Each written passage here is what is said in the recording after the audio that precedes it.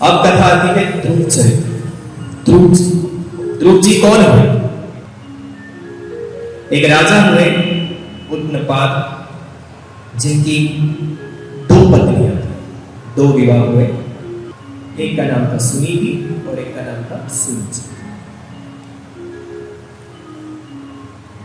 तो जो राजा थे वो दोनों पत्नियों में बहुत भेदभाव करते थे, बहुत। वो सुरुचि को अति प्रेम करते थे, सुरुचि से बहुत प्रेम करते थे, और जो सुनीति थी उनसे उतना संबंध नहीं रखते थे। तो सुरुचि जो थी वो महाराज के साथ महल में रहती थी, और सुनीति जो थी वो महल के बाहर एक कुटिया में रहती थी। तो सुनीति के गर्भ से जो बालक निकला वो ध्रुव महाराज थे।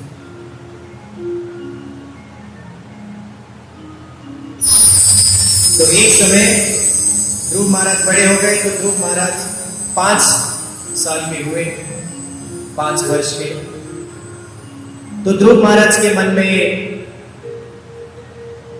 पिता के लिए प्रेम उत्पन्न हुआ। तो वो पिता के पास गए, राजा के पास गए, और उनके गोदी में जब बैठे तब उनकी जो दूसरी पत्नी थी सुरुचि, जो उनकी सौतेली मां थी, वो उनसे देखा नहीं।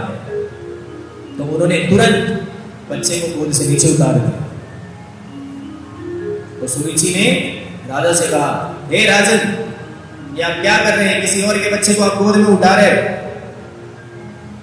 और जबकि वो उन्हीं का ही बालक था।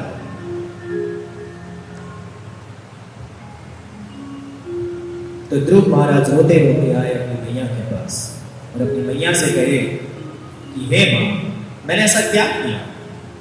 मैं तो सिर्फ अपने पिता प्रेम के लिए गया था, मेरे साथ ऐसा क्यों हुआ?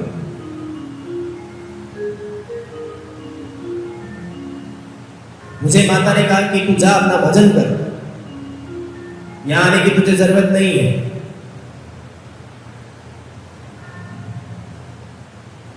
तो ध्रुव महाराज की मां ने पता है कि क्या कहा?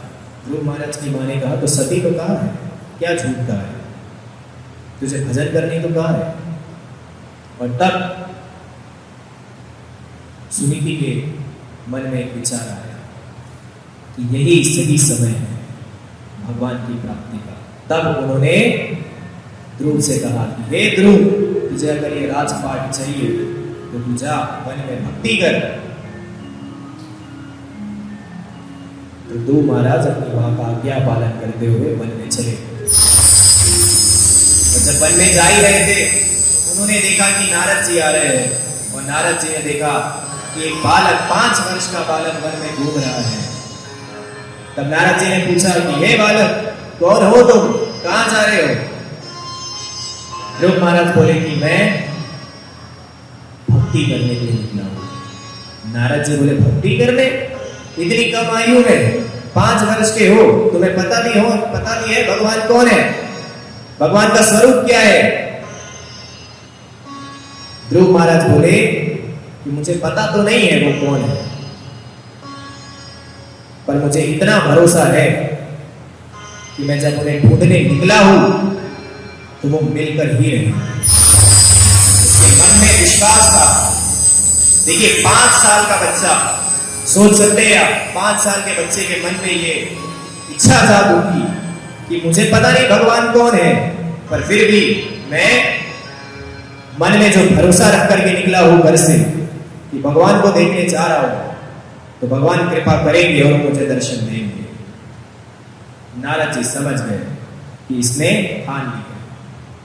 तब महाराज जी ने उन्हें नारद जी ने उन्हें मंत्र दिया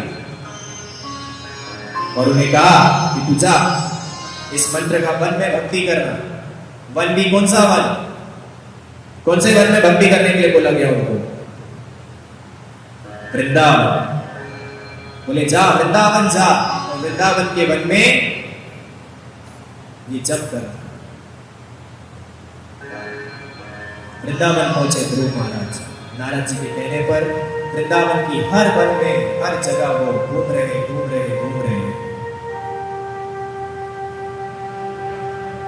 3 महीने हो गए, 3 महीने तक वो बेर खा के जीवित थे, केवल बेर। कोई है ऐसा यहाँ पे जो 3 महीने तक बेर खा के जीवित रह सकता है? देखिए 5 वर्ष का बालक 3 महीने तक बेर खा के जीवित रहा। और एक समय तो ऐसा भी आया कि ध्रुव महाराज ने अपनी सांस भी रोक ली। 5 वर्ष का बालक सांस रोक करके साधना में कठोर तपस्या कर रहा है। क्यों? सिर्फ भक्ति को प्राप्त करने के लिए। 5 वर्ष का बालक जब सांस रोक करके कठोर भक्ति कर रहा है तो बड़े बड़े देवी देवताओं के भी सिंहासन हिलने लग जाते हैं। इंद्र का सिंहासन हिलने लग गया। इंद्र दौड़ा दौड़ा गया भगवान के पास, हे प्रभु अब तो दर्शन दे दीजिए उसे। इसे देख करके हमें बहुत दुख हो रहा है कि इतनी कम आयु में ये इतनी कठोर तपस्या कर रहा है। भगवान ने तब कृपा की और भगवान श्री द्वारिकानाथ उनके समक्ष प्रकट हो गए और प्रकट होते ही ध्रुव से कहा, हे ध्रुव। ध्रुव ने अपने नेत्र खोले और देखा कि भगवान सामने आए हुए हैं। भगवान कृष्ण ने उनसे कहा कि मैं तुम्हारी इस तपस्या से बहुत प्रसन्न हूं कि 5 वर्ष की आयु में तूने इतनी कठोर तपस्या करी है जो बड़े बड़े संत भी नहीं कर सकते। मैं तेरे इस भक्ति से बहुत प्रसन्न हूं। मांग, तुझे क्या चाहिए? जो तू बोलेगा वो मिलेगा तुझे। तो ध्रुव महाराज तो घर से निकले थे ये सोच करके कि मैं अपना राजपाट मांगूंगा, मेरी सौतेली मां ने जो सब कुछ छीन लिया है वो मांगूंगा। पर ध्रुव महाराज के मन में भाव आया कि ये सब तो बेकार की चीज है, इसे क्या मांगो। अब भगवान सामने आए। अब आप बताइए, आपके सामने अगर भगवान खड़े हो जाए तो आप क्या मांगोगे? भगवान क्या मांगोगे?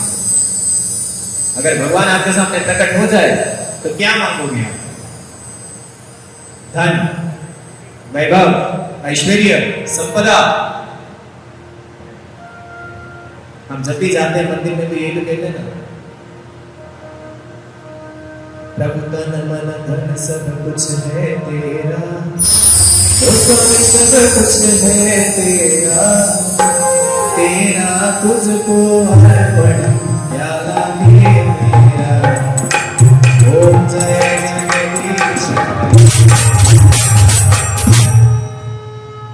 और मंदिर से बाहर निकलते ही मेरी गाड़ी कहाँ है? अभी अंदर बोल के आया प्रभु सब कुछ तेरा, और बाहर निकलते ही प्रभु कहाँ गए? गायब हो गए। मेरी गाड़ी कहाँ है? मेरा धन कहाँ है? कल मैंने तुझे 100 रुपए दिए थे, वापस नहीं किए, लगाओ फोन उसको, मेरा पैसा वापस कर। और मंदिर में कहकर आते हैं प्रभु सब कुछ तेरा है, और बाहर निकलते से ही सब कुछ मेरा, मेरा मुझको ही अर्पण। प्रभु क्या लागे तेरा।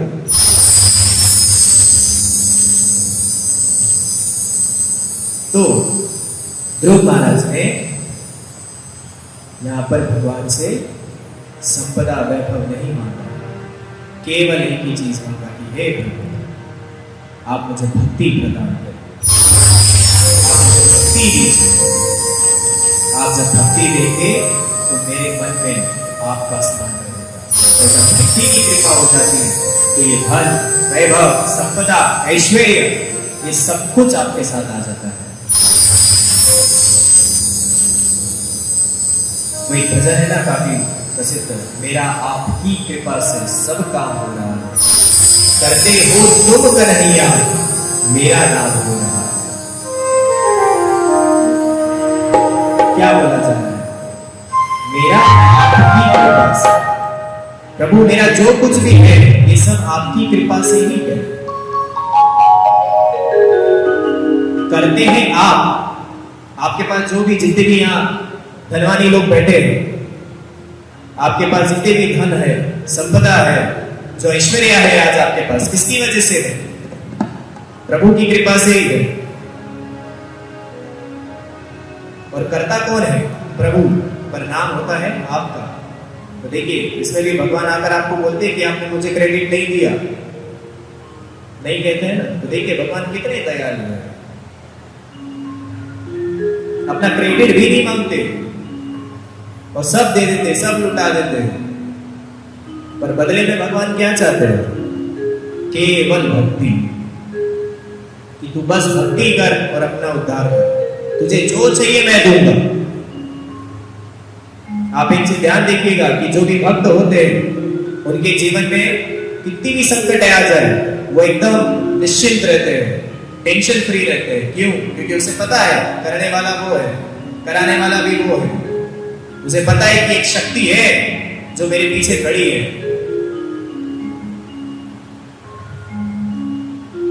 तो ध्रुव महाराज ने भगवान से प्रार्थना किया कि हे प्रभु मुझे भक्ति प्रदान करें, मुझे भक्ति प्रदान।